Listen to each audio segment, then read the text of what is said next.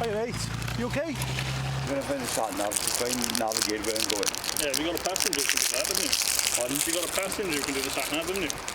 Because you said you've had 6 shandies, also we've passed you going like a considerable pace coming down, and they're required to provide a specimen of breath, okay? Yeah. Right, I'm not going to lie to you, I have had a drink, so... Yeah, you have you? Okay, what have you had to drink? What have you had to drink? Some wine. Some wine, is it? How many glasses? I'm not too sure. A few? Yeah. Yeah, okay. You been drinking? So you've had a drink tonight, have you? Yeah. Yeah, alright mate. Just blow a long continuous breath until I say stop. Do you understand? Yeah, blow into it, is it? Yeah. Yeah, close your mouth, firm C on blow.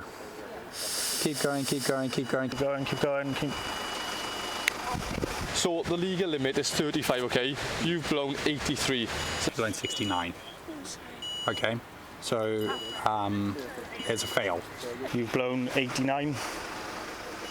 You're under arrest on suspicion of drink driving. Don't have to say anything, but it may have my defence. If you don't mention one question, something which you later on record. And if you do say, maybe giving an evidence, okay? Do you understand? Yeah, I've only been drinking shandies. I understand that, mate, but obviously, with breath out, you come back as 83, so you're 2 times over the legal limit. I have to place you under arrest under section 5 of the Road Traffic Act, all right? That's essentially blowing over the limit of the roadside.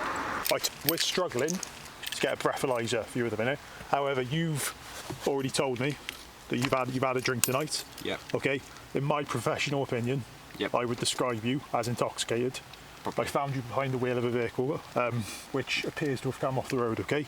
Yeah. So for that reasons, you need to be arrested. Okay.